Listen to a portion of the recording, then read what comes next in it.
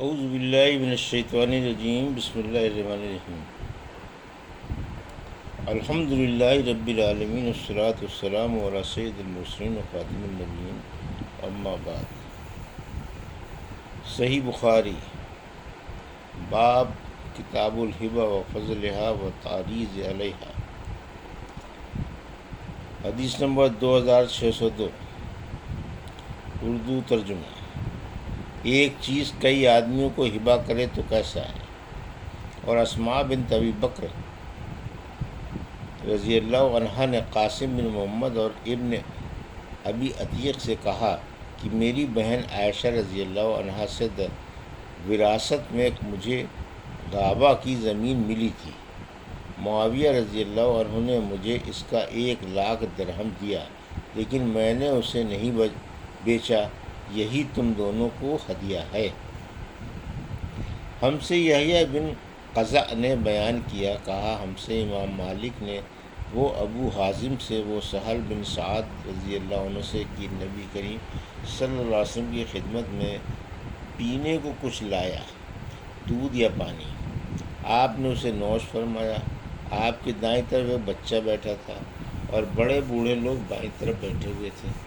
آپ نے اس بچے سے فرمایا کہ اگر تو اجازت دے تو بچا ہوا پانی میں ان بڑے لوگوں کو دے دوں، لیکن اس نے کہا کہ یا رسول اللہ صلی اللہ علیہ وسلم، آپ کے جھوٹے میں سے ملنے والے کسی حصے کا میں ایثار نہیں کر سکتا۔ آن صلی اللہ علیہ وسلم نے پیالہ جھٹ کر کے ہاتھ اسی کی طرف بڑھا دیا۔ حدیث نمبر 2603، جو چیز قبضے میں ہو یا نہ ہو، اور جو چیز بٹ گئی ہو اور جو نہ بٹی ہو، اس کے ہبہ کا بیان۔ اور نبی کریم صلی اللہ علیہ وسلم اور آپ کے اصحاب نے قبیلہ حوازن کو ان کی تمام غنیمت ہبہ کر دی، حالانکہ اس کی تقسیم نہیں ہوئی تھی۔ اور ثابت بن محمد نے بیان کیا کہ ہم سے مسار نے بیان کیا، ان سے محارب نے، اور ان سے جابر رضی اللہ عنہ نے کہ میں نبی کریم صلی اللہ علیہ وسلم کی خدمت میں سفر سے لوٹ کر مسجد میں حاضر ہوا تو آپ نے میرے اونٹ کی قیمت ادا کی اور کچھ زیادہ بھی دیا۔ حدیث نمبر 2604، اردو ترجمہ۔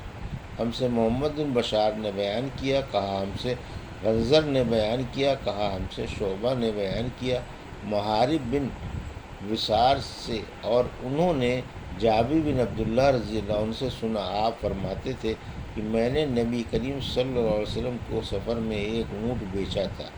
جب ہم مدینے پہنچے تو آپ نے فرمایا کہ مسجد میں جا کر 2 رکعت نماز پڑھ۔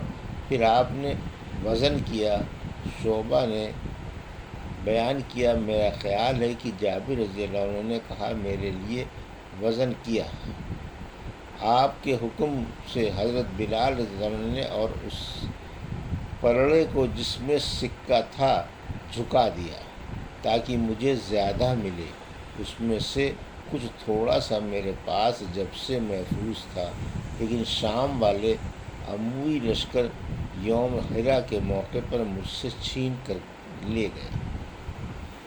حدیث نمبر 2605، اردو ترجمہ۔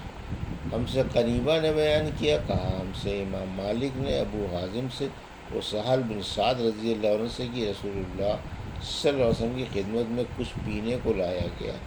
آپ کی دائیں طرف ایک بچہ تھا اور قوم کے بڑے لوگ بائیں طرف تھے۔ آپ نے بچے سے فرمایا کہ کیا تمہاری طرف سے اس کی اجازت ہے کہ میں بچا ہوا پانی ان بزرگوں کو دے دوں؟ تو اس بچے نے کہا کہ نہیں، قسم اللہ کی میں آپ سے ملنے والے اپنے حصے کا ہرگز ایثار نہیں کر سکتا۔ پھر آن صلی اللہ علیہ وسلم نے مشروب ان کی طرف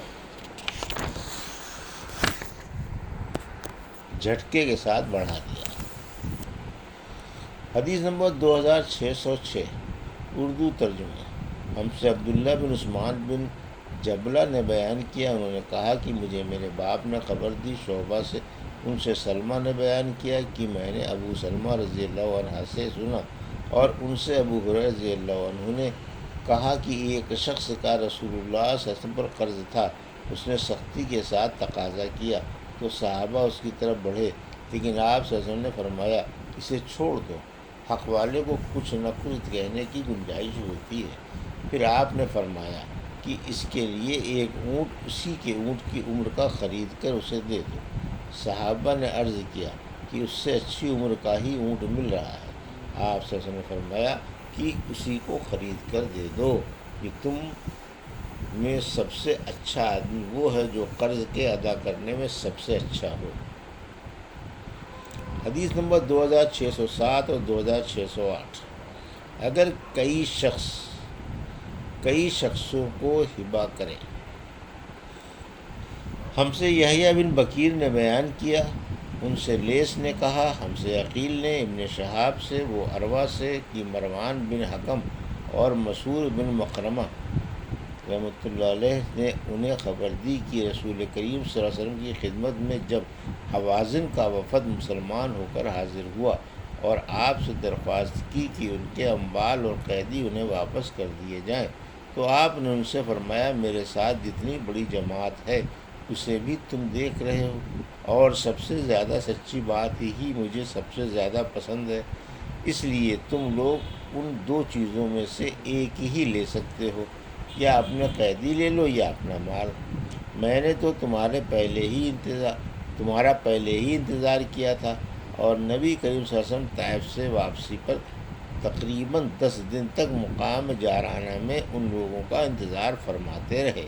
پھر جب ان لوگوں کے سامنے یہ بات پوری طرح واضح ہو گئی کہ یا رسول اللہ صلی اللہ علیہ وسلم ان کی صرف ایک ہی چیز واپس فرما سکتے ہیں، تو انہوں نے کہا کہ ہم اپنے قیدیوں ہی کو واپس لینا پسند کرتے ہیں۔ پھر آپ صلی اللہ علیہ وسلم نے کھڑے ہو کر مسلمانوں کو خطاب کیا۔ آپ نے اللہ کی اس کی شان کے مطابق تعریف بیان کی اور فرمایا اما بعد، یہ تمہارے بھائی ہمارے پاس اب توبہ کر کے آئے ہیں۔ میرا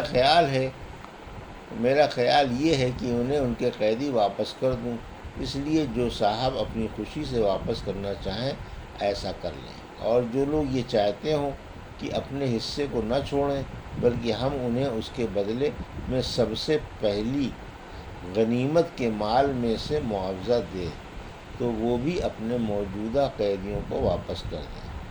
سب صحابہ نے اس پر کہا یا رسول اللہ اپنی خوشی سے انہیں واپس کرتے ہیں۔ آپ نے فرمایا لیکن واضح طور پر اس وقت یہ معلوم نہ ہو سکا کہ کون اپنی خوشی سے دینے کے لیے تیار ہے اور کون نہیں، اس لیے سب لوگ اپنے خیموں میں واپس جائیں اور تمہارے چودھری لوگ تمہارا معاملہ لا کر پیش کریں۔ چنانچہ سب لوگ واپس ہو گئے اور نمائندوں نے ان سے گفتگو کی اور واپس ہو کر آن صلی اللہ علیہ وسلم کو بتایا کہ تمام لوگوں نے خوشی سے اجازت دے دی ہے۔ قبیلہ حوازن کے قیدیوں کے متعلق ہمیں یہی بات معلوم ہوئی ہے، یہ زہری کا آخری قول تھا، یعنی یہ کہ قبیلہ حوازن کے قیدیوں کے متعلق ہمیں یہی بات معلوم ہوئی ہے۔ یہ تھی صحیح بخاری باب کتاب الہبہ و فضلہا و تعریض علیہا کی حدیث نمبر 2602 سے 2608 کا اردو ترجمہ جو ابھی آپ نے سماعت فرمایا۔ اللہ سے دعا ہے کہ اللہ میں ان حدیثوں کی صحیح سمجھ عطا فرما اور ان پر عمل کرنے کی توفیق عطا فرما۔ آمین یا رب العالمین۔